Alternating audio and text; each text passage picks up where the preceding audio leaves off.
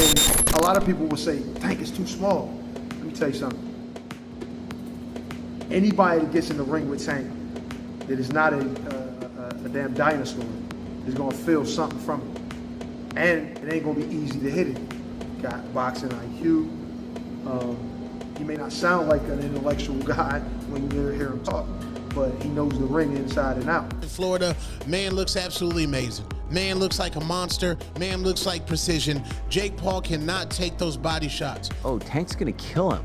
Tank's gonna kill him because he won't be able to touch Tank. And then It's kind of like the Tyson thing again, though, right? Like it reminded me of that, but it also reminded me of like, oh, in barbershops across the world, people, or at least the country, people will talk about this and be like, oh, Tank's gonna kill him because he will not get hit. Ahead of his impending bout with Jake Paul, Gervonta Davis seems in the best possible shape, shocking the boxing community. He hammers the heavy bag with explosive strength and razor-sharp accuracy in training video. Before the fight, boxing experts were pleased by his conditioning and confidence, which are demonstrated by his focused movements and unrelenting energy.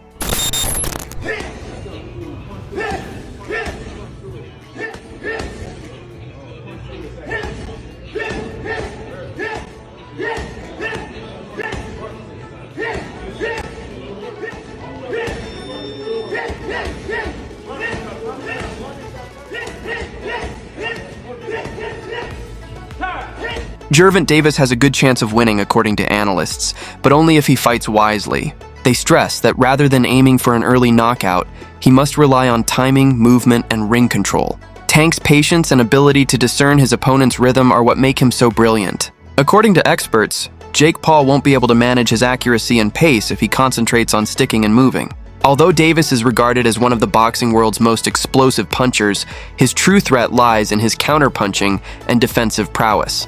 No opponent of Jake's caliber can match his skillful combination of technique, power, and footwork when he fights intelligently, according to many. Speed and, his ability make up for that size difference, in your honest opinion? Well, he has to be very smart throughout the course of the fight. It's hard to know in some things. I think Gervonta's just gonna stick and move. He'll be fast, play it smart, I don't see him staying still for too long so Jake can land some shots. He'll just try to touch him. Who knows, man? It's an exhibition. It's a money grab. Jake's fighting one of the best boxers ever. When Jake Paul enters the ring with Gervonta Davis, experts say he will be confronted with a harsh reality. They think Jake has never faced someone with Tank's level of experience, quickness, and fighting intelligence. Even though they were physically strong, Jake's prior opponents lacked Tank's explosive timing and opening exploiting skills. When Tank lands clean, many observers believe the power differential will be too great. Davis's ring expertise enables him to anticipate every move, whereas Jake's defense is described as unrefined and unproven. They therefore consider a knockout to be all but certain. It's commonly assumed that Jake won't have the stamina or defensive knowledge to recover when Tank connects, which will result in a nasty and abrupt conclusion.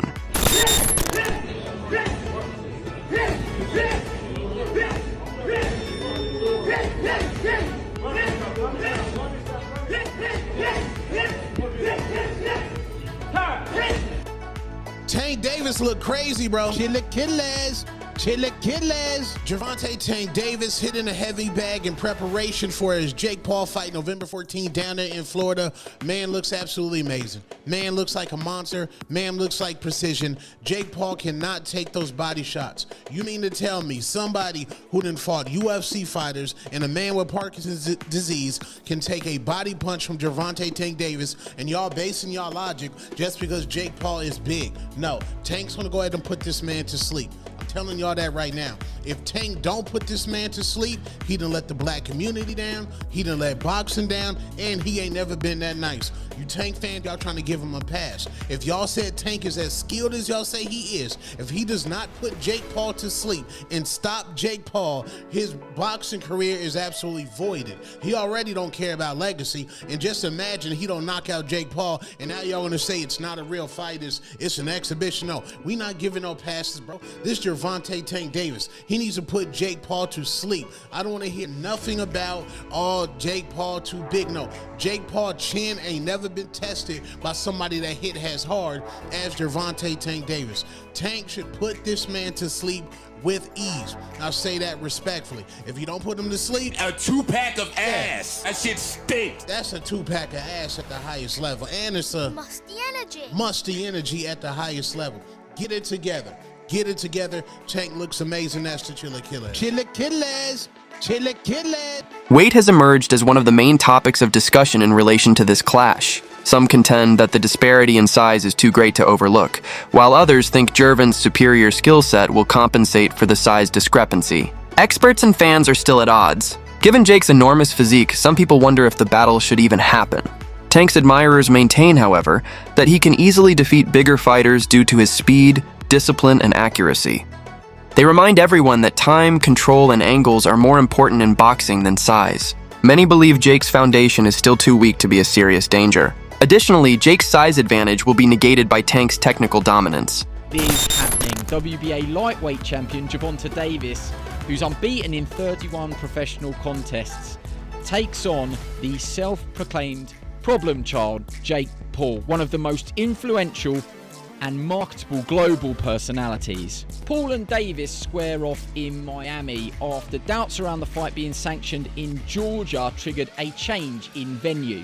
Neither fighter can weigh more than 195 pounds. The weight is perhaps the most surprising factor. Paul has boxed most of his career around 200 pounds, the cruiserweight limit, but did tip the scales at 227 pounds when he faced off against Iron Mike Tyson last year.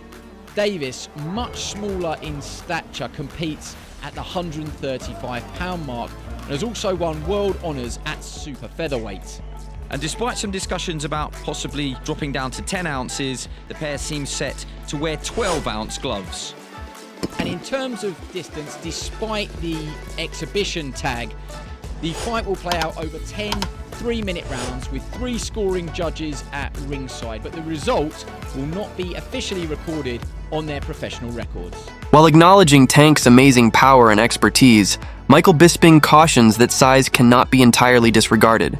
He acknowledges that Gervonta's ability to adjust to larger opponents is admirable, but he also notes that physical differences always have some impact. Bisping claims that although Tank is capable of outwitting and outmaneuvering Jake, the weight difference may put his stamina and ability to withstand larger shots to the test. Nevertheless, he respects Tank's tenacity and thinks that he is the only one who can succeed in this endeavor. He comes to the conclusion that, even if size is still a factor, if Davis sticks to a perfect approach, his technical advantage might be sufficient to overcome Jake's physical advantage. On Mike Tyson, that's pushing 60 years old, for crying out loud, but at the same time pretending to be like this badass motherfucker, sending me DMs talking. He offered me a contract a long time ago, and I was like, what are you doing? I'm a retired fighter and I've got one eye. Why would I want to fight you? I wouldn't lower myself to do that. I know a lot of people do that. They do lower themselves, if you want to say that, because of the payday. Because Jake Paul is a big name. He is a social media sensation. He's a YouTube star. And now, of course, in the world of boxing, he's one of boxing's biggest stars because he puts on these spectacles like Paul versus Tyson, like Nate Diaz, because these are the fighters, these are the names that attract the eyes. Jake Paul is the B-side to almost every single one of his fights. When he fought Nate Diaz, people were tuning in for Nate Diaz. His last fight, against Cesar Chavez Jr., apparently no one watched that fight. Apparently the pay-per-views were ridiculously low. So this one's going back to Netflix on November 14th, and it's an exhibition bout. Of course, it's an exhibition bout because no athletic commission in their right mind will sanction this fight. There's just no way you can make this a legitimate fight because of the size advantage. Typically, this would be very, very dangerous and someone could get really hurt. If Jake Paul was to swing as hard as he could and connect and wobble him and hit him many, many times and not knock him out, with the bigger gloves and the concussion possibilities and the brain rattling around inside the head, and Jake Paul just teeing off at him as hard as he could, it's dangerous. That's why fights like this can't get sanctioned. That's why this is a exhibition bout and not a real matchup. Now listen, they're both going to get paid tremendously. They're going to make a ton of money, and a lot of people are going to tune in and watch it on Netflix. Fair play. Gervonta Davis's resume has been unfairly disparaged, according to a number of commentators. They clarified that fighters who competed alongside Tank frequently became quite well known thereafter. For instance, opponents like Lamont, who were not well known prior to their fights with Davis, have become well liked and prosperous thereafter. According to analysts, this demonstrates Tank's star power and impact on the sport. They argue that Davis's bouts provide doors for others and keep spectators interested, refuting the notion that he is not the face of boxing. Criticizing his legacy, in their opinion, misses how much he has helped numerous fighters get notoriety simply by competing alongside them. Discussion in the boxing world about Gervonta Davis and Gervonta Davis, his resume, who he's going to fight, the competitors that he's going to fight. And every once in a while, something happens that proves that Gervonta Davis is the face of that. If he's not the face of boxing because people just don't want him to be that, man, he is real close to it, because other than Canelo Alvarez, and even consider Canelo Alvarez included, nobody in boxing has divisions circulating around him like Gervonta Davis does. And that was proved during this Lamont Roach versus Pitbull Cruz announcement for their pay-per-view. Just think about this. Gervonta Davis, they always say that Gervonta Davis has a poor resume, but yet Gervonta Davis, guys that fight Gervonta Davis, lose to Gervonta Davis, or get a draw to Gervonta Davis, can fight one another and make an anticipated pay-per-view between the two of them. Because that fight with Pitbull Cruz is a very, very popular fighter with Mexican fight fans. Lamont Roach got a lot of name exposure with black fight fans and Mexican fight fans and white fight fans, all with his draw that he got against Gervonta Davis. Now they believe that this is going to be able to be a profitable endeavor for a pay-per-view. Now, let me also tell you that Rolly Romero, who was somebody else that Gervonta Davis fought in the past, will be on a pay-per-view that's going to be successful, most likely, when he defends his WBC 140-pound championship. Or does he have the WBA? Coach Reg presents a fair assessment of the criticism aimed at Davis.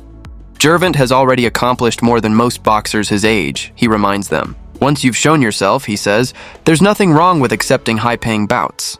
Tank has worked hard and taken risks for years, and Reg feels he deserves to protect his financial future.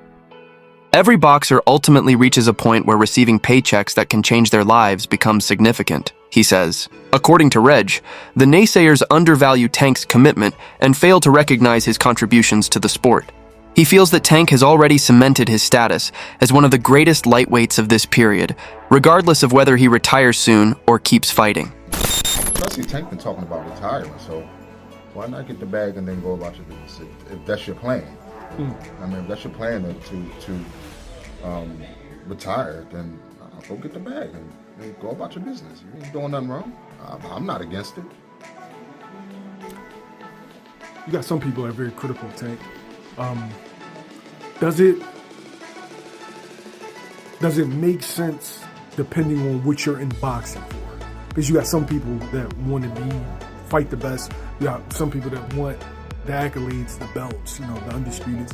And you got some people that just came in this game like, look, I'm trying to get my family out of poverty and give us generational wealth. Does it all depend on what you decided to box for? Well, Tank accomplished a lot at a young age. You know what I mean? He accomplished a lot at a young age, so I wouldn't be mad if he took the bag and went about his business and never fought again. You know what I mean? Plus, look at some of the things that he's going through. You know what I'm saying? So, a lot of that can affect you as well. You know what I'm saying? Like when you're trying to be in this game. So, I think, get the bag and go. That's your plan. Get the bag and go. For me, of course, I wanted to see him fight Shakur. I wanted to see him fight Devin. Yeah, we all wanted to see him fight. Guess what, bro?